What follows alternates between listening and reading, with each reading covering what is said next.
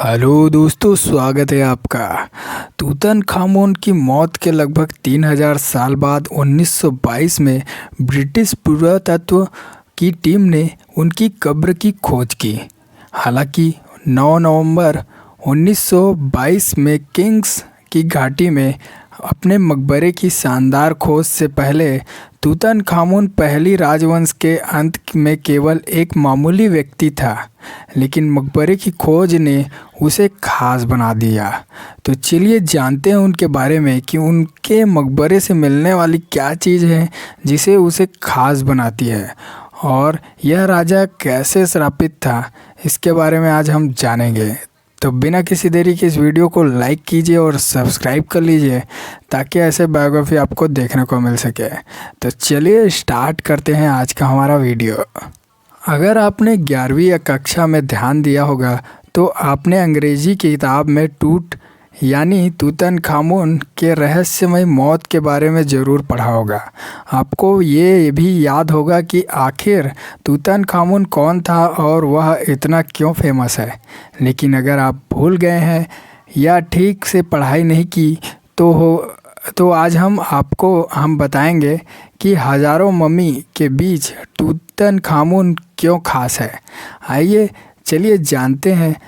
Tutankhamun को निसंदेह मिस्र का सबसे प्रसिद्ध फिरौना माना जाता है। हालांकि नवंबर 1922 में किंग्स की घाटी में अपने मकबरे की शानदार खोज से पहले तूतनखामुन 18वीं राजवंश के अंत में केवल एक मामूली व्यक्ति था, लेकिन मकबरे की खोज ने उसे खास बना दिया। तूतनखामुन का जन्म अखोटे 10 में हुआ था, जो मिस्र की राजधानी थी। उनका जन्म लगभग 1346 ईसा पूर्व में हुआ था, जब मिस्र का साम्राज्य अपने चरम पर था।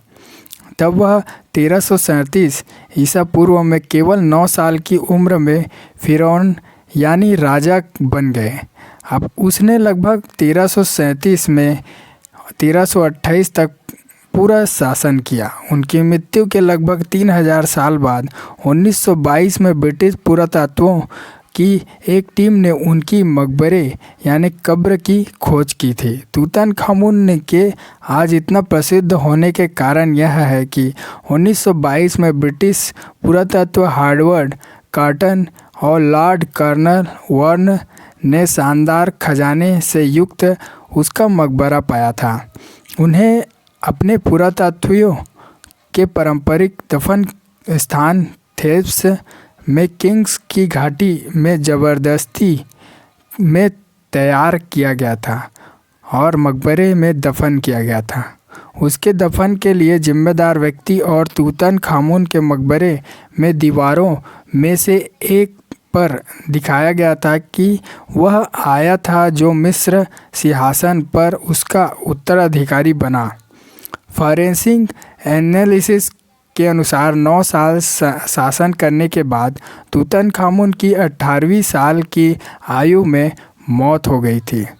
तूतनखामुन को इसके बाद के जीवन में मदद करने के लिए 3000 से अधिक खजाने की कब्र में रखा गया था और दफन कक्षा की दीवारों को उसकी यात्रा के दृश्य के साथ चित्रित किया गया था।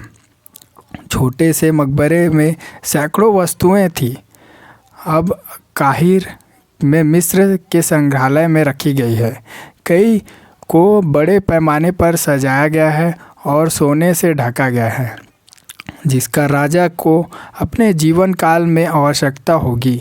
तूतनखामुन को इसके बाद के जीवन में मदद करने के लिए 3000 से अधिक खजाने को कब्र में रखा गया था और दफन कक्ष की दीवारों को उसकी यात्रा के दृश्य के साथ चित्रित किया गया था।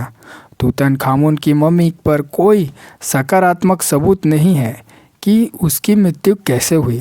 1968 में मम्मी के एक्सरे के दौरान वैज्ञानिकों को तूतनखामुन की खोपड़ी के हड्डी के टुकड़े मिले थे, जिससे सनसनीखेज सिद्धांत सामने आया कि राजा को मौत के घाट उतारा गया था। एक और हलिया सिद्धांत यहाँ की तूतनखामुन की हत्या नहीं की गई थी, बल्कि उनकी मौत एक टूटे हुए पैर से हुई थी। नेशनल ज्योग्राफी 2 दिसंबर 2006 के अनुसार राजा तूतनखामुन की मम्मी के एक नए सीटी स्कैन में पैर के टूटे के चार और एल्बिक रोल की एक पतली कोटिंग दिखाई दी गई, जिससे यह पता चला कि तूतनखामुन ने मरने से ठीक पहले अपने पैर तोड़ दिए थे और यहाँ कि उसकी मृत्यु एक संक्रमण से हो गई से। कहते हैं कि वह खजाना एक श्रापित था, जिसके बारे में हमें पूरा डिटेल में बताया तो नहीं गया है, लेकिन हमें थोड़ी बहुत जानकारी उनसे मिली है। आर्कियोलॉजिस्ट कहते हैं कि यह खजाना एक श्रापित है और बहुत सालों से गड्ढे में दबा हुआ था। तो दोस्तों, ये थी तूतनखामुन की बायोग्राफी। आपको कैसी लगी हमें कमेंट करके ज़रूर बताइए, और चैनल पे नए हो तो सब्सक्राइब कीजिए हमारे चैनल ऐसे बायोग्राफी देखने के लिए। और वीडियो अच्छा लगा हो तो लाइक भी कीजिएगा। तो मिलते हैं नेक्स्ट वीडियो में। आज के लिए धन्यवाद।